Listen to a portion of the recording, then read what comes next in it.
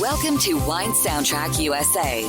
Listen to the passion with which producers narrate their winery and their world in 30 answers. Discover their stories, personalities, and passions. Hello, friends and listeners of Wine Soundtrack. This is Allison Levine, and today I'm sitting in the beautiful Alexander Valley with Maggie Kruse, the winemaker at Jordan Winery. Maggie, welcome and tell us about Jordan. Jordan is a family-owned winery. We're mid-sized, and we specialize in making French-style wines. We have a Cabernet Sauvignon, which is made in a very Bordeaux style, and a Burgundian-style Chardonnay from the Russian River Valley. So a little bit about where we are. I know we're in the Alexander Valley. I mean, I'm looking out the window here, and it's just a magnificent place. I feel like I'm in a French chateau as we speak. What is sort of the history of Jordan Winery? So Jordan was established in 1972. Our first vintage was in 1976. And it really was our original owners, Mr. and Mrs. Jordan, who are still involved with the winery. It was their vision to really create a piece of France in California. And as you said, our grounds, our building, our wines, our food, everything is very French inspired here. And we're sitting in the library room, and there's all sorts of French antiques in here. And when you come and you do a tour, you start in here and look at all our artifacts, and then you go on and taste the rest of our library wines. Wow. So you said that you make a French style, Bordeaux, red wine, and then you make Chardonnay more in the Burgundian style. Where are you sourcing your fruit? Is it all estate fruit, or what other areas are you sourcing from? And what's your total production? So our total production, we're mid-size, like I said, we're about 100,000 cases. All of our Chardonnay is actually purchased fruit because it all comes from the Russian River Valley. And it's coming from there because with our style, we need that really coastal influence of the cool nights and the warm days, and it's just more amenable for our style. Mm-hmm. And then our Cabernet is a combination. It changed when Tom and Sally Jordan's son, John Jordan, took over. He allowed us to play a little bit with fruit sourcing. So we get just the best blocks off of our estate here. We have 1,100 acres. It's a big property. It is a very big property. Not all of it is planted, and we're in the process of planting, so I'm not even going to tell you how many acres we have because it's literally changing as we speak. But so we're just getting the best blocks off of the estate here, and then purchasing fruit from great areas that are multi-generational farmers in the Alexander Valley. Wow. And where are your wines available? Around the world? I know they're around the entire U.S. So our philosophy has always been to be as much on premise or in restaurants as possible.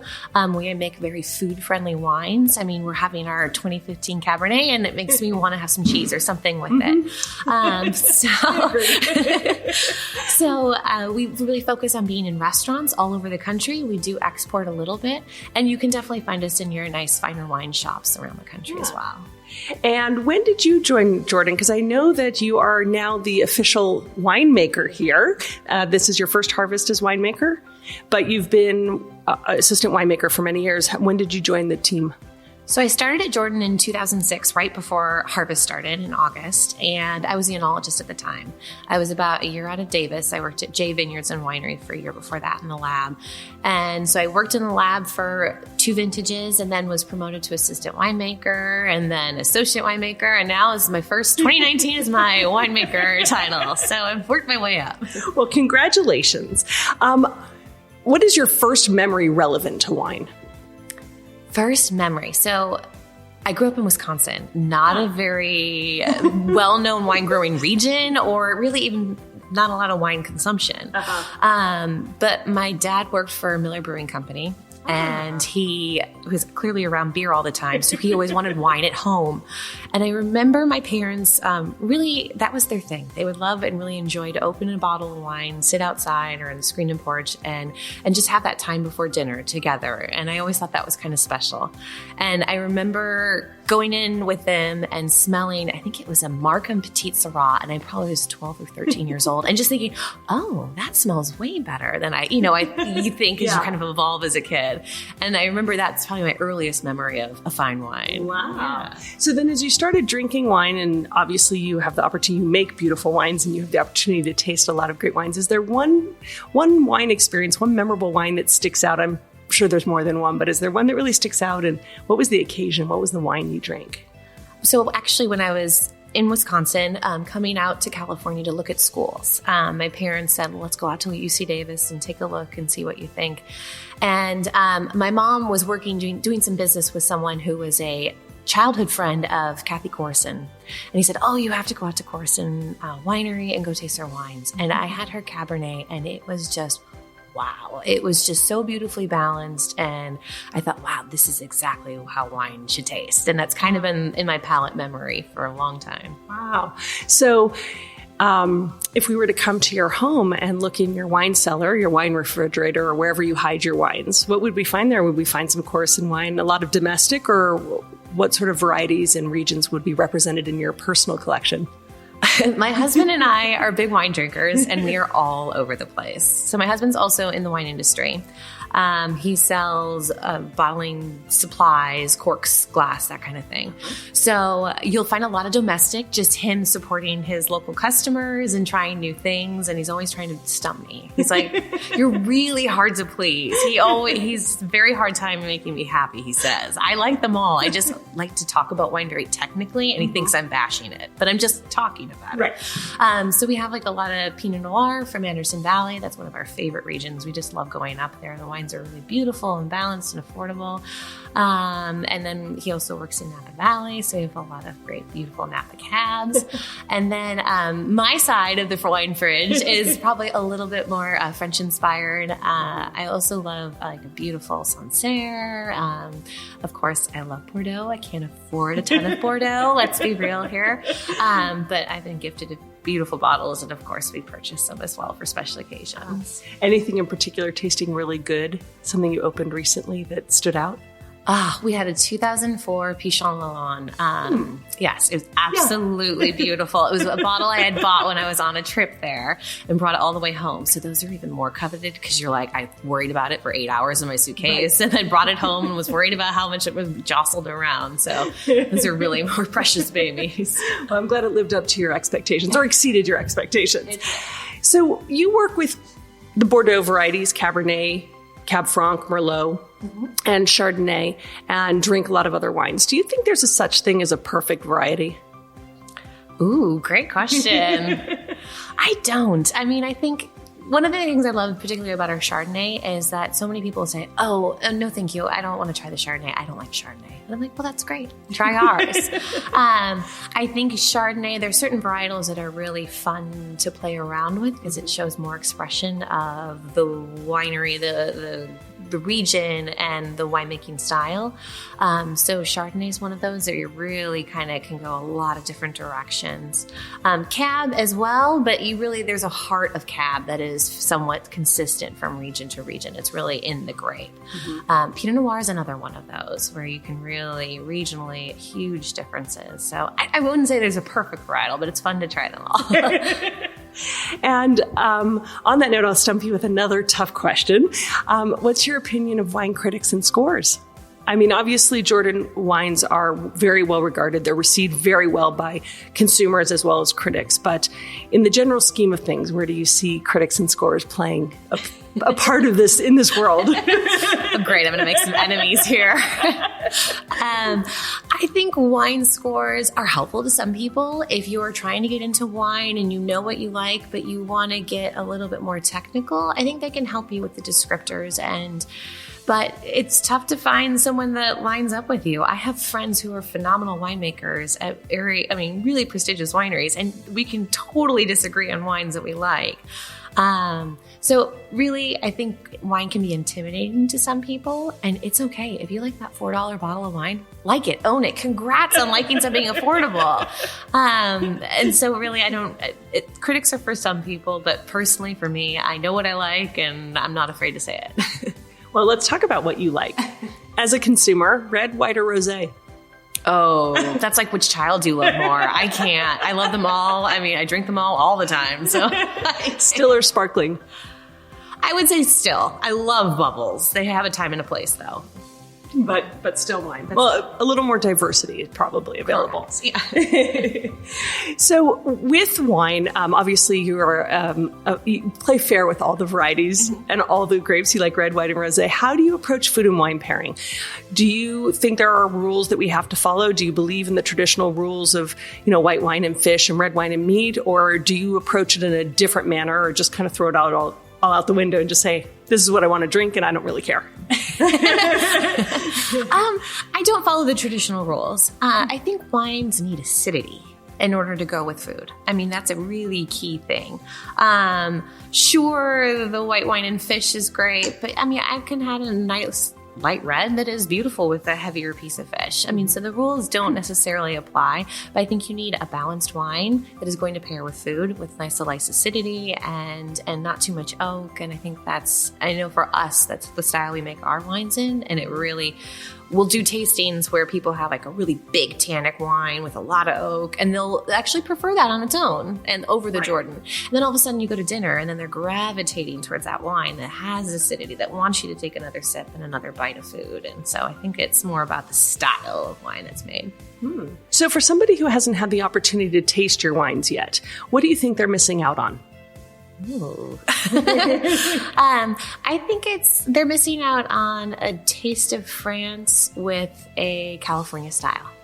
I mean, many wineries make their wines like that as well, but it's fun for us to put our wines in different lineups against other French wineries. And we do it a lot with our Chardonnay and the Burgundies, and it's fun to trump people or just get them thinking like, oh, wow, California really can somewhat compete. There's only one Bordeaux or Burgundy, but I mean, it's nice that it can hold its own against those wines.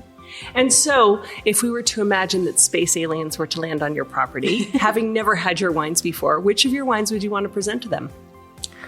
At this stage, I would say our 2012 Cabernet.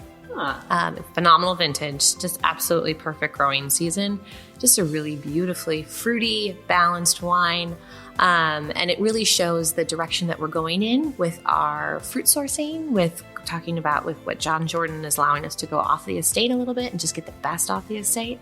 That is really holding true in that vintage. And even our oak, we have a tiny bit of American oak in there, which we have strayed away from since 2012 or 2015. It's 100% French oak, but it's still majority is the French oak. And so I think that wine is just showing really beautifully right now.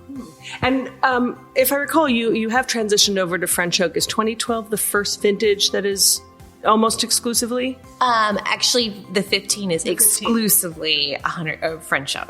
Okay. Yes. But it's a younger wine, so if I really want to showcase it to aliens, I'd go 12. Okay. They get a little aged. Good for them. So you just came off of a vintage. Well, I guess I shouldn't say that. You're right in the middle of a vintage. Right in the middle of it. I'm hoping it's been a good vintage. I hope it's been a good year and that you're liking what's coming in. When you look back and you look at each year, do you see, we know that every vintage tells a different story, but have you found that more often than not, there's a similarity from vintage to vintage or greater variation? I think there's a huge variation, and that's what keeps it fun and keeps us on our toes. I was asked this question about 2019, and it's just kind of an interesting year weather-wise. Early October, we went from 105 degrees during the day, and then the next day, the high was 60. Wow. I mean, I've never had that shift before. And I mean, we're out there crushing at the coldest part of the morning at 6 a.m., and it is freezing. I mean, it was 35 degrees yesterday. I mean, I'm from Wisconsin, and I have really wussed out. I was out there shaking. So it was really just kind of an intense highs and lows this season. But overall, great weather. So we've been really fortunate, and no rain. And I've been very lucky for my first vintage as a winemaker. And when you compare it to other years, do you see that, yes, they have their nuances or surprises that'll happen, but it's consistently pretty good? Yes, I would say this is definitely a good year, for sure. That's the advantage of being in California. Yes. You don't appreciate it until you really live here. So are there any signs that you look for at the beginning of harvest that will help you determine what kind of harvest you're going to have, what kind of vintage you're going to have? Any signs? A lot of it really happens with earlier on in the growing season in spring. If you want a really nice even fruit set and bloom looks really good and it's like a nice short period. And then veraison as well is really key to us to see that it doesn't take on too long and that it's really, everything happens quickly and all at the same time. As those grapes start to go for the red bakes, from green to purple or dark, you want it to happen uniformly, and that's a huge difference. If it's not happening uniformly, then we know we need to sample a lot more and be absolutely sure on this picking decision. So uniformity and consistency sort of begs for a very beneficial harvest. Definitely, yes. And are there any traditions that you guys have here at the winery at the start of harvest that sort of kicks off harvest, or something that you do at the beginning or the end? I don't know if you're superstitious, but are there any traditions that are carried on here? It's funny. So we bring all of our Chardonnay in the middle of the night. So usually our first load of fruit comes in at 2:00 in the morning. Wow. So we have traditionally always had a blessing of the grapes. Everyone from the winery comes out, and we actually have a priest come out and bless them. And we have champagne and cookies, and it's a whole fun thing. But it never happens with our first load because no one wants to come here at 2:00 in the morning, surprisingly. It's just our team. What? But I love that tradition. It's actually during the day, so it's a time where we can all kind of relax and enjoy it. So it's always a great way to sort of start off harvest with the second or third load. And then I know that you guys are famous for your videos. A lot of them take place during harvest. But you do them throughout the season, or are they really sort of centered around harvest time? Well, some of them are centered around harvest because, let's be honest, it's the best time of year. It's the big party here. I mean, it's a lot of fun. So we've done a few during harvest. It does get a little bit more interesting. I think our director of communications realized that we dance more when we're sleep deprived because we just want to keep moving and get it going and get on to the next project. So perhaps that's why she's choosing it. But we've also done them during bottling. We did the Despacito during bottling, yes. And then we did another Get Fit one during the springtime. So they're we keep you on your toes for those Jordan videos. Yeah, I gotta say, if you haven't seen a Jordan video, definitely look them up. They're parodies on songs we know, but oh my God, they are so much fun. And you see the whole winemaking team, everyone from the vineyard workers to the cooks to everyone that's on property gets involved. You may not always recognize them because sometimes they have costumes on, but yes, no one is safe from these videos. So, on a more, I say serious note, but at the same time, maybe a little fluffy. Do you ever walk through the vineyards or through your cellars and talk to your vines? Do you ever talk to the wine in barrel? And if so, what do you say to it? Oh, absolutely. Of course, I love to go through all the different barrels and talk to them. And just, I guess I say, come on, keep going. Like, let's have this nice mellow growing or aging process. Yes, yeah. It's like talking to your plants. I say it's a good thing. It's got to be the same way with barrels. Yeah. I mean, if it doesn't hurt it, why not? The other strange thing is I'll listen to the barrels as well. Oh. Yes, especially like Chardonnay it's fermenting. You want to hear that snap, crackle, pop. And even with the Cabernet, it's nice to listen to it, see if there's any residual CO2 as you first open the bung or see what's going on in there. Yeah, so I listen and I talk. Yeah, two-way communication. Who knew? So when you were a little girl, what did you want to be when you grew up? An architect. Yes. Well, you strayed very far from that. I did. Well, I mean, I grew up in Wisconsin, so that I didn't have many winemaker role models living near me. I didn't even think it was an actual job. So yes, I always loved science and math and being hands-on and creating something. And so architecture always sounded really interesting to me. And then my dad said, well, why don't you think about fermentation science and particularly winemaking. I thought, I can be outside in a lab in the winery doing all these things because I can't sit still, and that sounds kind of fun. And drink wine. Yeah. Win-win. Who knew? Not many people can say that their parent who isn't in the wine business already suggests that that's what you should go study. Yes. I think it's part of his master plan. Because he and my mom have both moved out. They live very close to my husband and I. And I think it was his master plan to move out to wine country. Just get the kids out there first. And then my mom would agree. So when you're not working, what do you do for fun?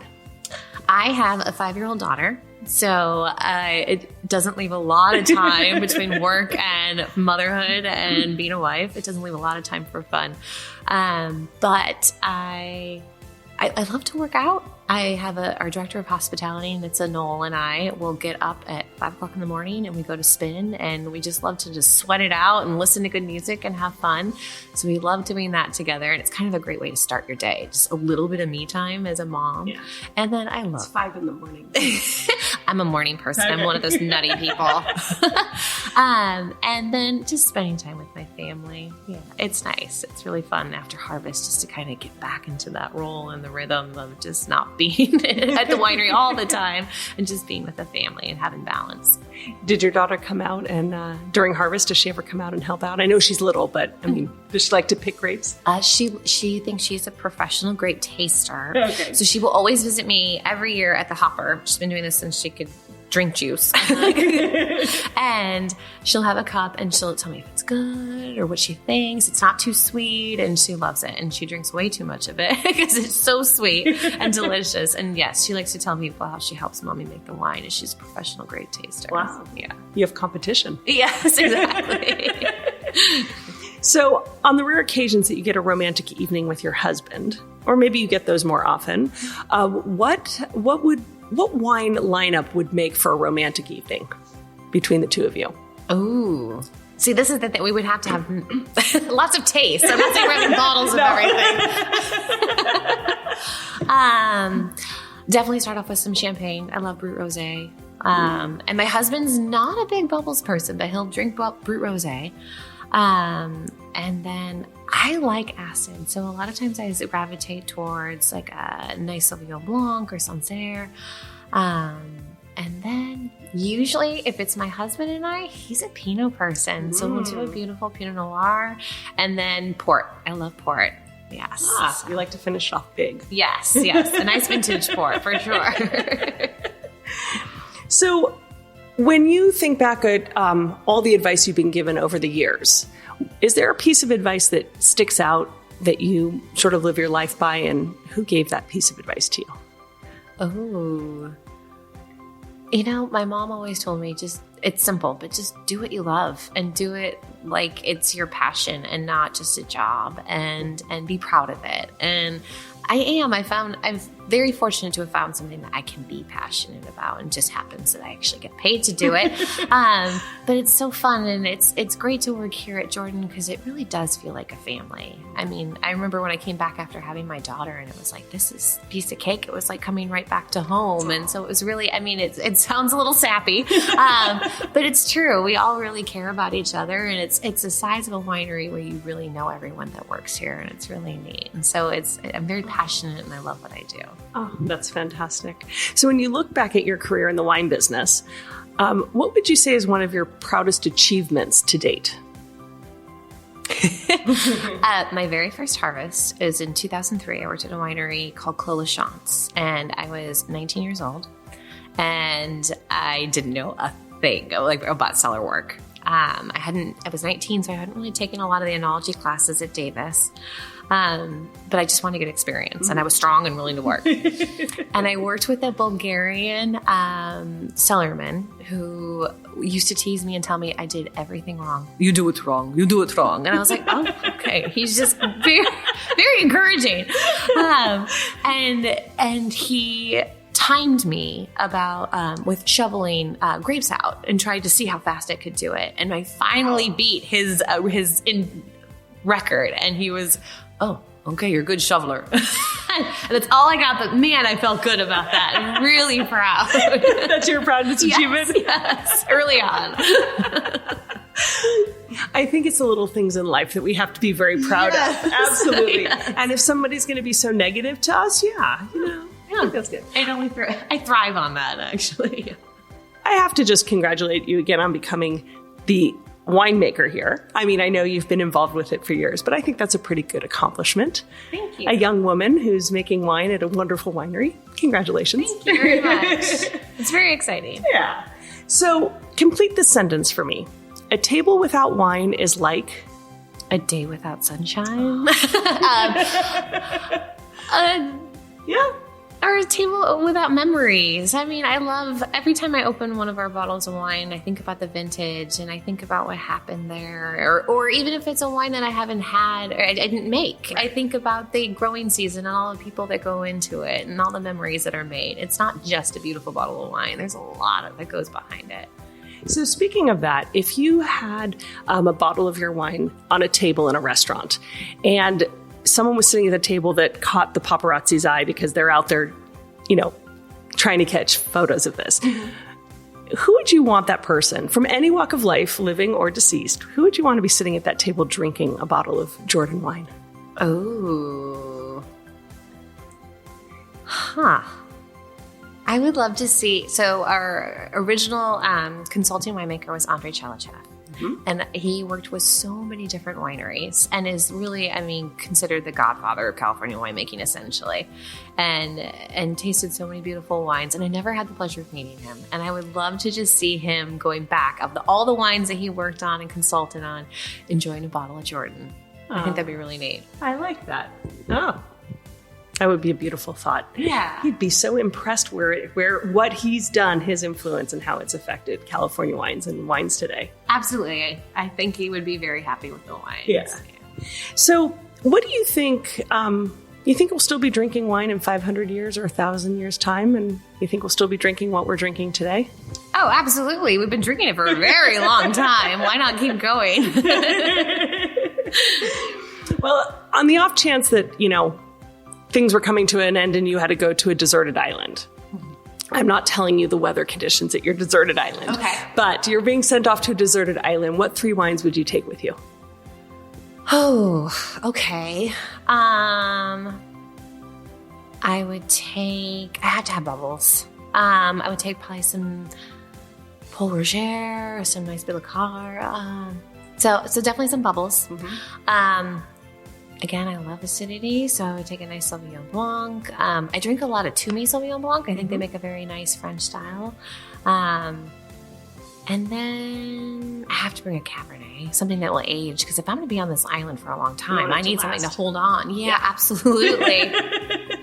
I got to say Jordan, right? Maybe the 2010. That's tasty. I need a little age, but it can keep going a little bit longer as well. But it's also ready to drink? Yes, absolutely. You got to think about these things. Absolutely. Well, fantastic. So now I want to play a little game based on those wines. Let's pair them with music, either what it makes you think of, what you want to listen to, or what inspires you. So you were saying that you're a big fan of Brut Rosé. Mm-hmm. So what would you want to be listening to? Oh, bubbles make you want to dance. You want to have good dance beat. I don't know. Maybe some fun. Lizzo's really popular right now. Mm-hmm. Kind of crazy. Or just some fun dance beats and something lively. Okay. Yeah. What about that acidic Sancerre? That you need some good upbeat. Let's think. But maybe, it's a little more classic style, something kind of fun, maybe some classic rock or something like that. Yeah. Classic rock. Mm-hmm. I thought when you said classic, you're going to go classic coal, but I like classic rock. Yeah. Gotta change it up. And you had mentioned that you just recently drank a bottle you brought back from Bordeaux, the Pichon Baron wine. What about that wine? Oh, so it was my husband and I had a home date. My daughter had gone to bed early, and so we had thought, let's get some sushi, and then we opened up a beautiful bottle of wine after, and we really enjoy a band called Khruangbin, and it's kind of like a Thai surfer rock, very mellow beats. It's really fun, but it was we've seen their concerts and just really enjoyed their music together, and it was such a great experience. I think I'd put that on again. Very cool. Yeah. And I'll finish it off with one more because, I'm sitting here looking out at a vineyard with a glass of the 2015 Cabernet Sauvignon in front of me, and I can tell you what I'm thinking of, but what would you want to be listening to if you weren't having to listen to me? It's funny. So this is a vintage where we talked about one of our videos. And I always think, and we're coming off of harvest and I'm hardly on any sleep right now, but I always think of the video we did, Dirty Work. Yes. So a lot of dirty work has gone in to make this bottle of wine. So I think I'd throw Dirty Work on. I like that. Of course, I'm never going to get that song out of my head now. No, me either. Earlier, you had mentioned a piece of advice that had been given to you. Is there any advice you'd like to give to our listeners today? I think that a lot of people are so concerned about drinking. The number one question I get is when should I drink this wine? And people are concerned about all the rules and doing things correctly with wine. Wine should be fun. Enjoy it when you want to, and if you find something you like, keep on drinking. It doesn't matter what other people think.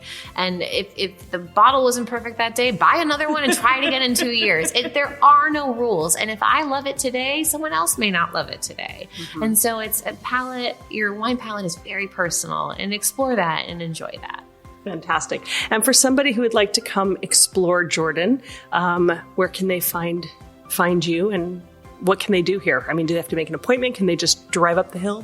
We are definitely by appointment only. And a lot of that has to do with our philosophy of food and wine. So if you come here and we pour a glass of wine for you, there is always food, whether it be a piece of cheese or a little appetizer to go along with it. We have a lot of really neat excursions. One of my favorite things to do is to come in the spring or summertime where you can really enjoy the property. We have 1,100 acres. We have vines, obviously. Yes.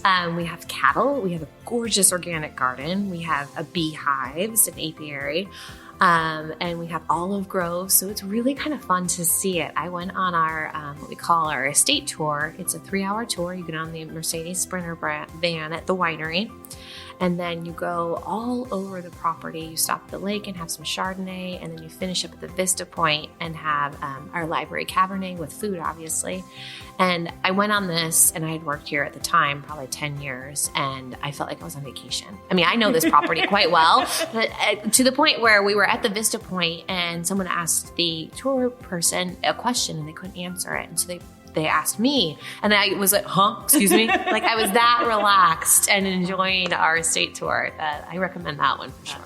That Vista Point, I've had the pleasure to be up there too. It's pretty magnificent. It's way up on a hill and you're overlooking vineyards, and I mean, it is a beautiful place to taste wine, especially the Jordan wines.